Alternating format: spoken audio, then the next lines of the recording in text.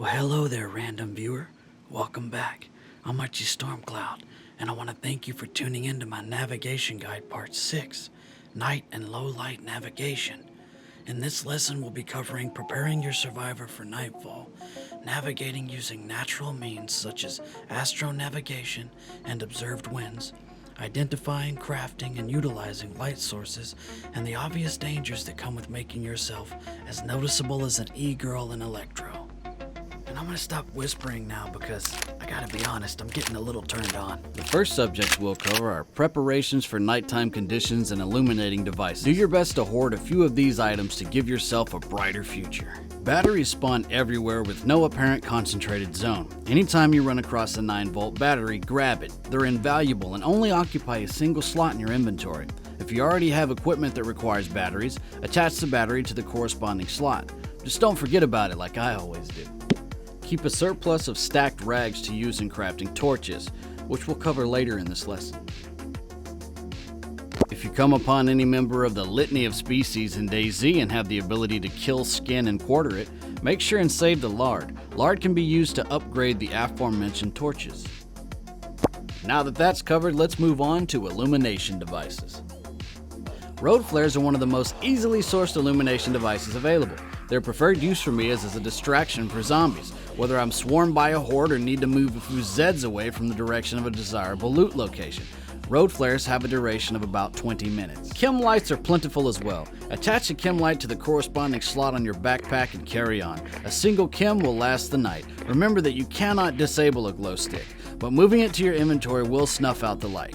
Red chem lights are preferable due to the red light being less dense and harder to spot from a distance, but more on that later. Chem lights have a duration of about 3 hours.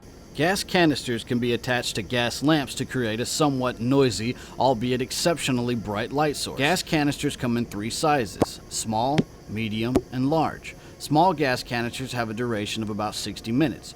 Medium canisters have a duration of about 90 minutes, and large canisters have a duration of about 2 hours. Handheld flashlights can be found in homes, vehicles, utility buildings, and on dead zombies. Illuminating attachments such as pistol flashlights and universal flashlights spawn around military and police assets, such as police stations, patrol cars, and evacuation sites. The universal flashlight can be attached to the tactical helmet, turning your survivor's dome piece into an LED dartboard, so use it only when absolutely necessary. Remember that you can also hold these attachable flashlights in your hand and utilize them the same way.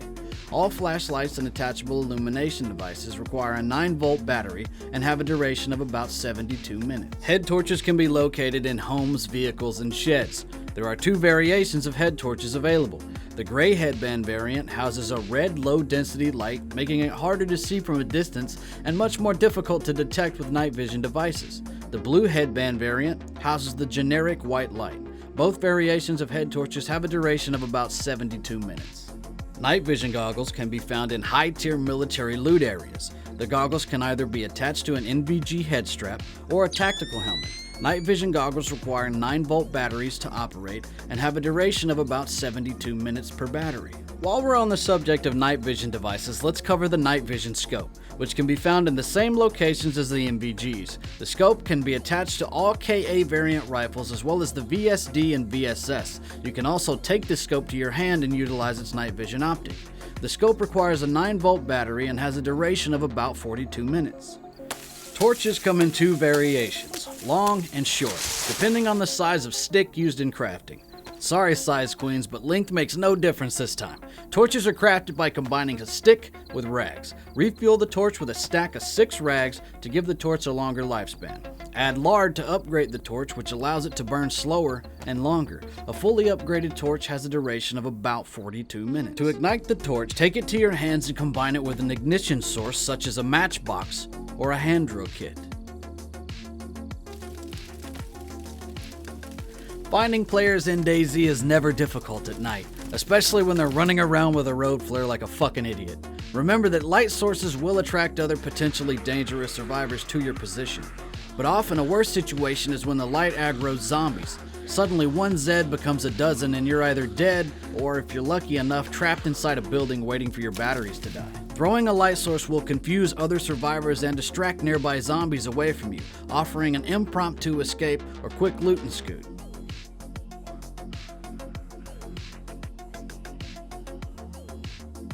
Let's move on to navigation methods. Firstly, we're going to discuss Astronavigation. DayZ's uniquely hyper-realistic skybox is the trait that I adore most about this game. From the seasonal weather systems to the celestial cycles, it delivers an almost exact replication of the natural night sky. One of the many jewels of this woefully overlooked asset is Polaris, or the North Star, which shines bright at the tip of the Little Dipper. Even on the clearest of nights, this star can be difficult to differentiate from the others in the sky. The easiest way to locate her is by first identifying URSA Major, commonly referred to as the Big Dipper. She can be seen just above the horizon on the earliest evening hours. Here are a couple tips to help you locate URSA Major. URSA Major received the pseudonym of the Big Dipper because the constellation is shaped like a bowl and handle. Remember that the URSA Major constellation is comprised of 7 stars in total. There are 3 stars in the Big Dipper's handle, and there are 4 stars making up the Dipper's bowl. Position yourself in a location where there are no bright lights obstructing your natural night vision. The constellation's brightest star, Alioth, is the 3rd star on the handle closest to the bowl.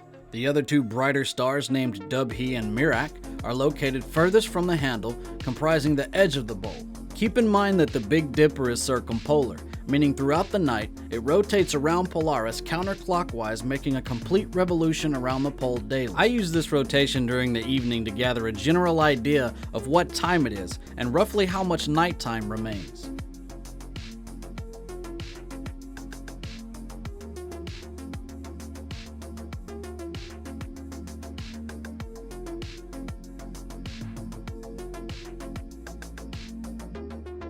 Our next step is finding the North Star.